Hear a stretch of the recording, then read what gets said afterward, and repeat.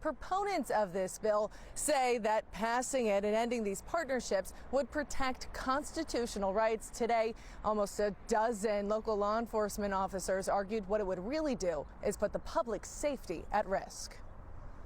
I want to thank each of you for coming out today. Nearly a dozen sheriffs from across the state descending on Annapolis today, taking aim at a bill they say would handcuff them from combating crime. So it actually should be titled the Place Marylanders in Danger Act, because that's what it effectively does. If passed, this bill would make Maryland the most progressive sanctuary state in the country. House Bill 1222, or the Maryland Values Act, would prohibit local law enforcement from entering formal partnerships with ICE under the 287G program, which allows detention centers to hold non-citizens for up to 48 hours at ICE's request. The 287G program is a program that only exists in the jail, not on the street. We don't make decisions. We don't decide who is removed. We don't decide who is detained eventually.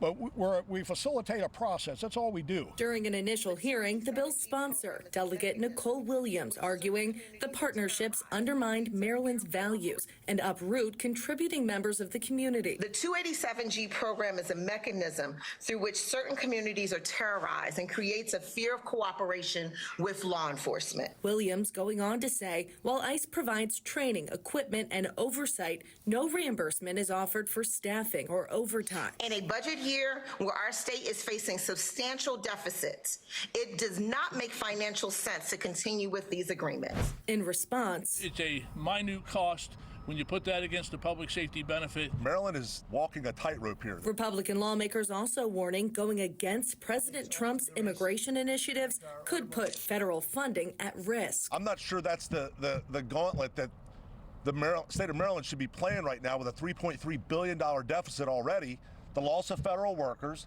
and now this is your plan to continue to advocate for the criminals that prey upon our communities. While many Maryland counties are currently attempting to join the program, Cecil, Harford, and Frederick are the only active 287G partners, Frederick County being the longest standing participant nationwide, assisting in removing more than 1,700 undocumented immigrants since 2008. Many of them dangerous felons. ICE's deputy assistant director adding in PG and Howard County, two sanctuary jurisdictions, over the last 5 years, ICE has issued more than 600 detainers, 50 of them for homicides. The idea that this is getting low-level criminals is misguided, right?